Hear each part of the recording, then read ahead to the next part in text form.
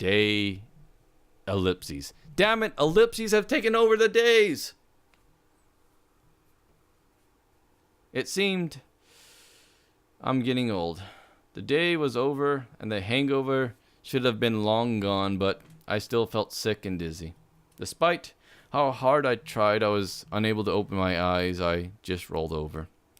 I wondered what awaits me in the district center. How am I to live?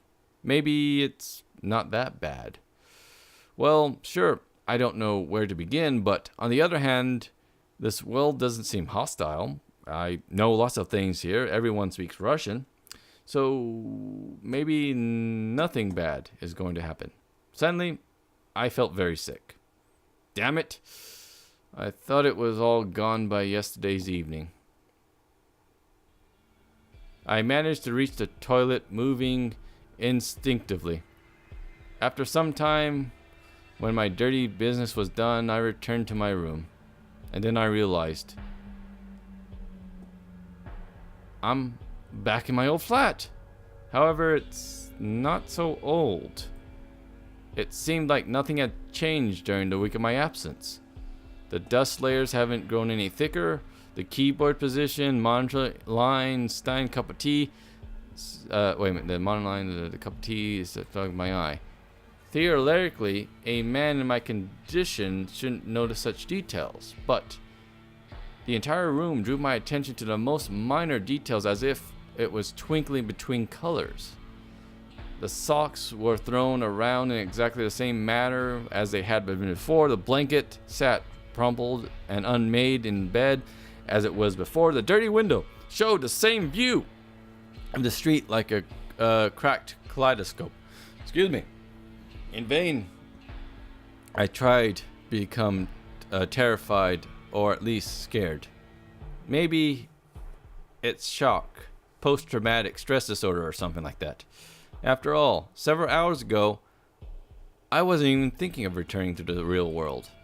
The pioneer camp, the girls, Alice, the mythical district center were where I would arrive if I hadn't woken up on my flat. All that had started to seem real to me. Maybe my fantastic vacation to Seattle was just a dream. My feet started to rack up in circles in the room. I held my hands behind my back and started to think everything over. Only one thing is clear. I returned as suddenly as I arrived there, without any reason or logic. Maybe there was some sort of explanation, but it's beyond mine or even human comprehension. Whatever it was, whether it was a trick by interstellar forces or supreme mind or government experiments, I believe at least one of those likely, they left no clues. If I was unable to find answers in that camp, it would have been foolish to expect things to become clearer here.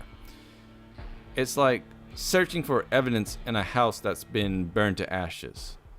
Even if a crime was committed, essentially all the evidence was destroyed by fire. Maybe, if I had some skill and equipment of a criminologist, I could find something, but the memories of the week spent in camp were all gone, all I got. But it wasn't a dream, I knew it for sure. My hangover was absolutely real, my feelings, my emotions were genuine, not just the stuff of dreams. Therefore, I've been there. I spent a week in Seattle, Pioneer Camp, where my camp leader and the camp leader and pioneers, with Alice. My memories of her made me sigh. It would have been great to leave with her. Wait a minute. What's wrong with me? I should be glad I returned home, the real world. Or shouldn't I? For now, I just couldn't evaluate the situation reasonably.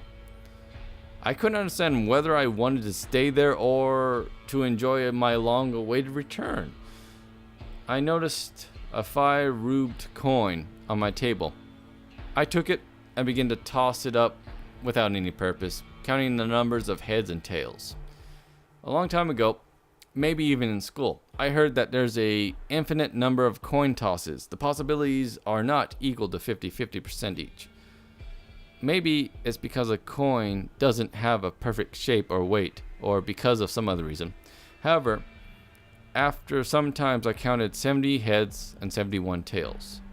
So the theory of reality lies, relativity, whatever. But I'm not the man to judge it. I don't know much about it, really. I recalled my childhood when I had heard the word tails for the first time.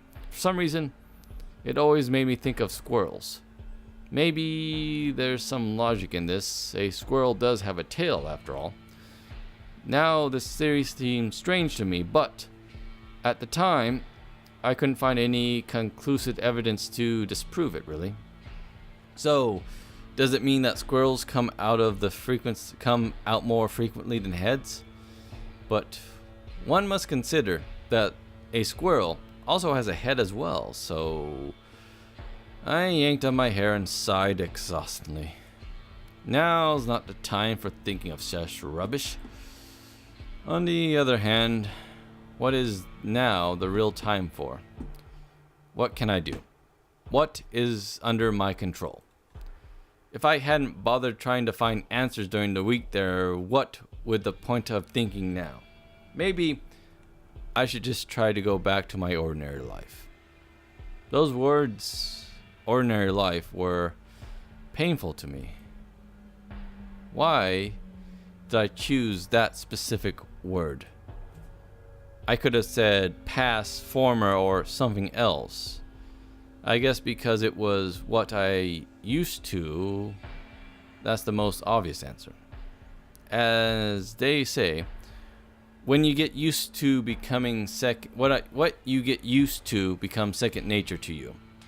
Instantly, all of last week's events floated before my eyes. Did I really want to stay so badly? Was just 1 week enough for me to get used to Olga picking on me all the time, Elsa's pranks, joking around, or Alice's cheekiness and mockery? I had no answers to this, but it's obvious that I already missed it. Although, I'm sure I never returned there. Honestly, I can't tell whether the force that brought me there might want to entertain itself again, and again, and again. It is possible. But for now, what I have, an adventure that I remember for the rest of my life. Damn it. How many people get to experience something like that, huh? Even books, even dreams about such things are unthinkable. The main thing is, it wasn't Dr. Moreau's evil island, but a normal Soviet pioneer camp with normal pioneers. And its commonness was overlaid by the astonishing origins of my arrival there. Anyways, it wasn't the worst experience of my life. Perhaps it was actually one of the best. Obviously, it's sad that everything just ended halfway through, but every story has an end. By the way, if you notice, even the forward and backward buttons are different now. Man, I do have a messy room now that I look at it. Not too different from my room, actually. Anyways, it's good that it ended that way. Who knows what else could have happened? Ellipses! You followed me, you bastard!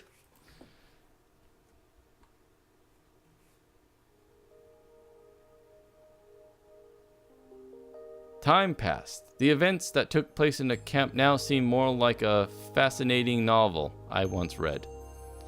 No, I hadn't forgot them. I could recall them in the finest detail. I remember how, as a child, I used to lie under a blanket with a flashlight and read a fascinating book about spaceflight until dawn. Sometimes I was unable to get to school. I was unable to get up and go to school. My parents always used to scold me for that, but with every night approaching, I would carefully turn each page, trying to absorb every minor detail of the story. I had a similar feeling about that pioneer camp. Really, if I consider it such, now seemed more like a book. I don't think it was bad at all in the end. The main thing to remember, and it's important whether these memories take form on the slideshow, photo, audio. So anyways, ellipses again, always there. Now, each bus made me feel both fear and hope. At first, I circled around the 410 route without purpose. Several times, I fell asleep on the same seat. But nothing happened. Not even a trace of something supernatural. As time went by, I stopped these idle trips. Ellipses agreed. Something changed in my life. It just couldn't do otherwise. A couple of weeks after my return from camp, I took up my guitar that was lying in a lonely corner and gathering dust. I like my sentence. Striking a couple of chords, I remembered Alice. For me, her image was inseparable from my instrument. Well, anyways, at first, it didn't work out very well. Maybe I just had no talent for music. I started reading, teaching yourself books, and watching video lessons. On the other hand, all the effort wasn't a burden anymore. I just played the chords and polished my skills. And as with any kind of activity, including music, practice made perfect. About half a year later, I realized I achieved some results. At least I could now smoothly play parts of my favorite song. Satisfied with my progress, I put a couple of advertisements on music forums, intending to form my own band. I still have no idea what kind of music I wanted to play. My taste varied from something really heavy to anime soundtracks, really. At first, it seemed impossible for me. I would have to communicate with strangers, and what if they were just too different? And anyways, how do I explain to others what music I want to make? But it worked out much easier. The potential candidates turned out to be not so frightening, and our tastes were mostly the same. After all, we shared the same goals, so issues stemming from a lack of understanding could be resolved. And soon, we had a band. Suddenly, I discovered my talent as a composer. Having spent entire days and nights on a note editor and sequencer, I started composing okay-ish things, and at least in the opinion of the other band members and pals I showed songs to. Quite soon, we gave our first concert. A D-list club. Nothing significant, more spacious than a bedroom. 3.5 viewers, nothing's exactly, they weren't exactly sober either, pretty drunk, but I was hellishly anxious, and the sound of the equipment was constantly malfunctioning, but all of that didn't bother me because, you know what, I was happy at that moment. Since this was the first step to success. However, it wasn't a long time before we were invited again. It was a long time before we invited. With great difficulty, we managed to record 3 tracks and publish them to the internet. The reviews were far from ecstatic, but it didn't bother me much. It was a beginning. Maybe some consider our music just leisure activity or a brief fixation, but for me, it was serious. After all, it was me who founded the band, and after all, the music was mine as well. I felt a personal responsibility for the fate of my creation. Every spare moment I spent on improving my performance technique, and after a year, I could already confidently say I wasn't the worst guitarist in the world. Then, some sort of popularity came. We were giving concerts almost every week, and were finally getting paid even. It wasn't important that it was just 500 rupees per man. The fact that our work was in demand and someone was ready to pay for it, even though it was usually warm up for another band, was what mattered. Ellipses, again, he was the backup singer.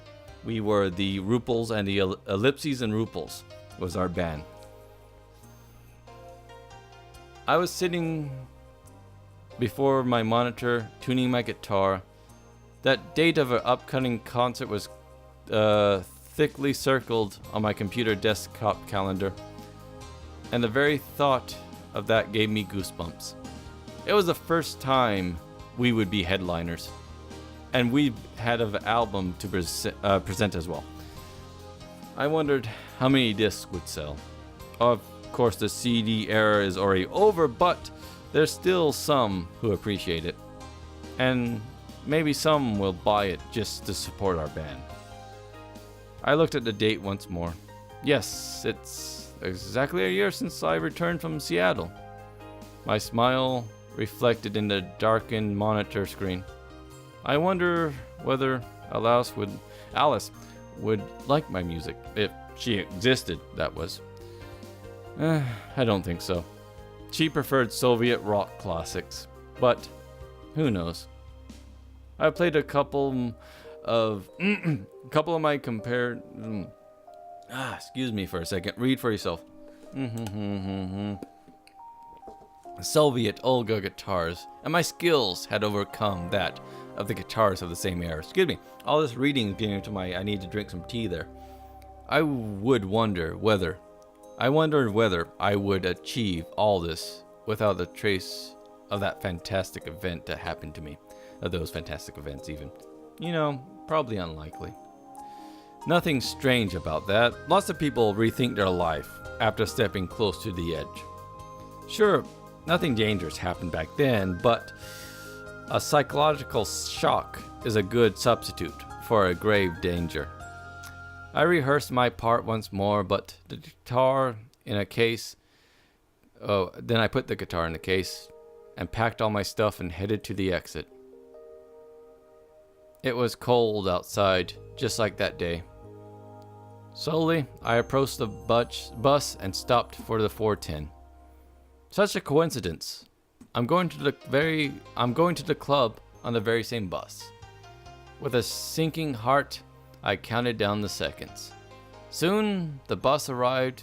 It idly opened its door and swallowed up a few passengers. It was winter night, just like back then. Cars flashed by outside, their headlights ignited the city as it was ready to go to sleep. The closer we got to downtown area, the more people there were in the streets. Some of them were chatting merrily, some were perusing boutique windows, and some were hurrying somewhere, paying no attention to anything. This day, I had no wish to return to that camp.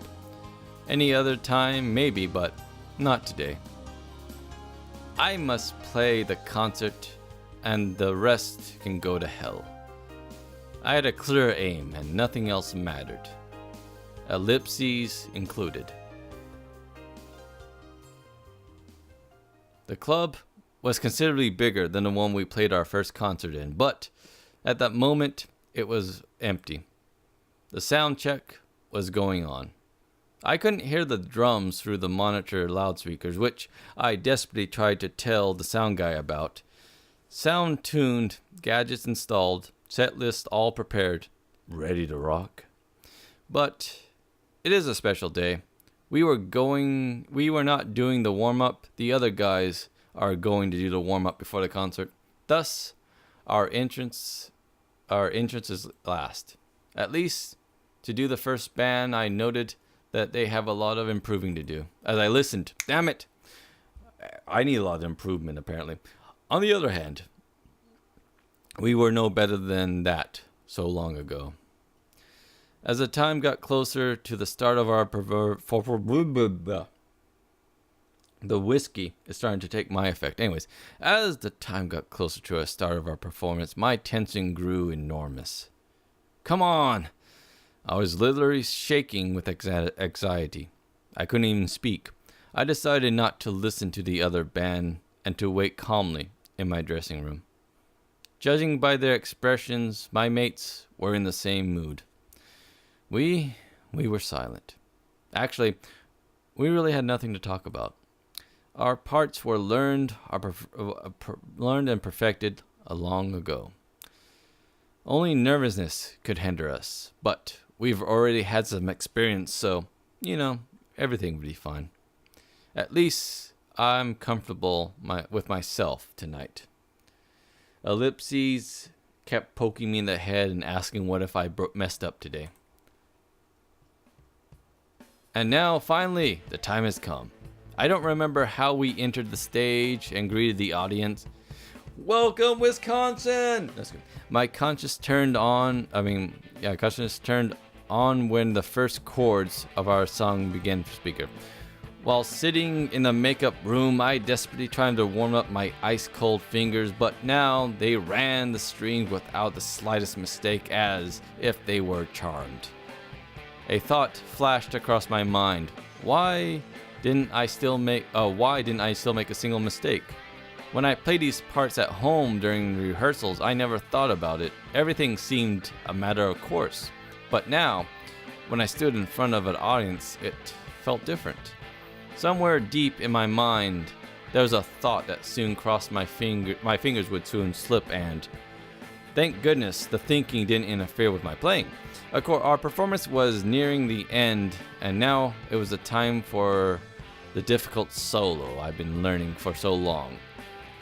By that point, my nervousness had vanished, and I played through it perfectly. Even better than during rehearsals. Ellipses in the crowd, actually the crowd looks photorealistic, or at least 3D models. Finally, our performance was over, and the concert hall burst with applause. I smiled awkwardly, at least I thought so, and bowed several times with the rest of the band.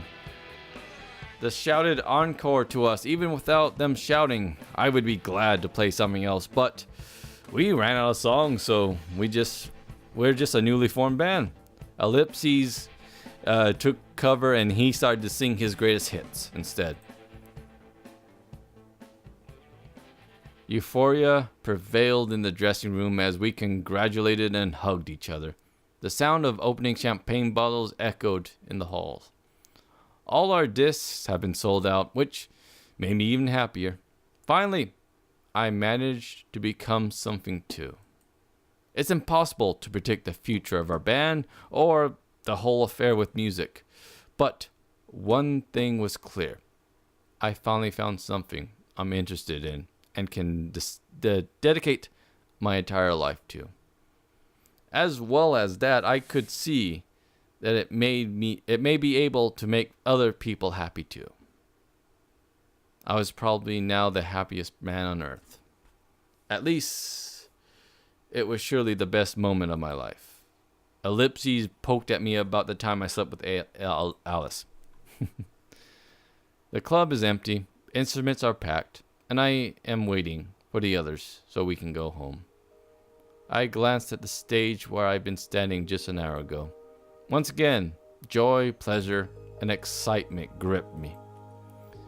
This wouldn't be the last time I appear on stage, that's for sure. And maybe even grander stages like concert halls, Olympic stadiums are in my future. Who knows? Anything is possible now. After saying goodbye to my mates, I ran to the bus and luckily caught the 410. Nobody was inside. I took a seat behind the driver, just like back then. Some familiar tune came to my head from the radio. Maybe one day, my song would also be played on the radio. In some way, these trips were similar to the events that took place a year ago. I mean at the moment, everything is expected. Achievements by... at the moment, everything is as expected, achieved by means of hard work, and the planned result is fulfilled. But I'm returning as another man. A man who has changed in a way.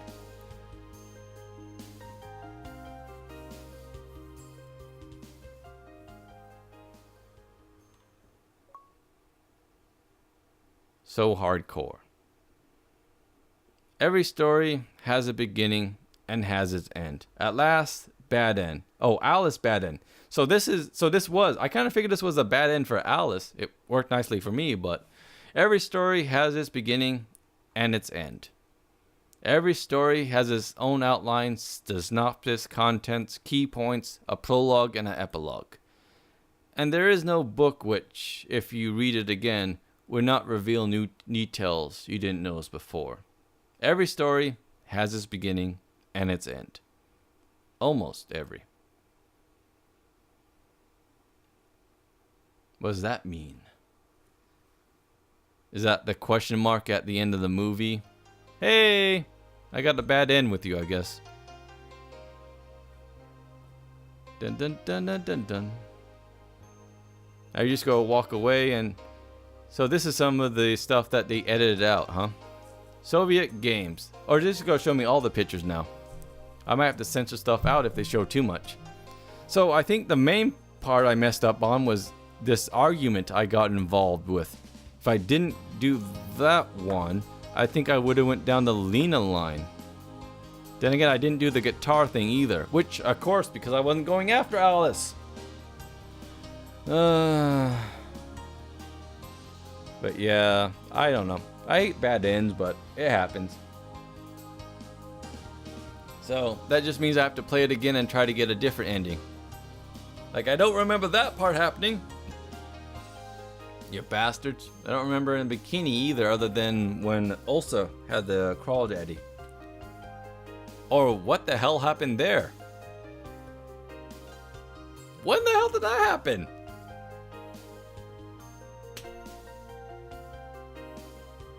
Was that part of the good ending I didn't get, or what?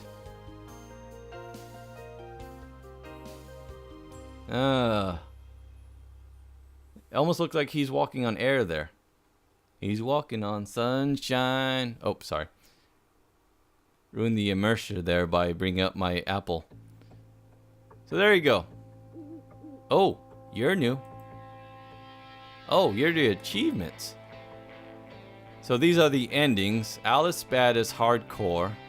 So hold on, there's 1, 2, 3, 4, 5, 6. Hold on, 1, 2, 3, 4, 5, 6, 7, 8. 8 is hardcore. 9, 10, 11, 12. Wait a minute. So 9, 10, 11, 12, 13 endings. How many girls were there? There was Alice, Ulsa, Sylvia, Lena, Zoe, Miku, the nurse.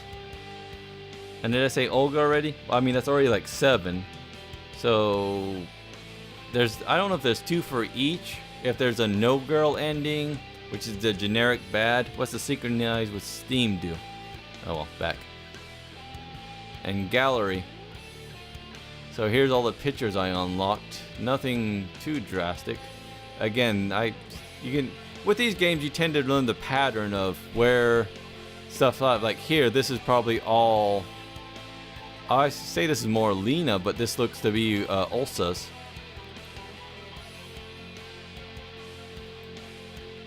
Like here's,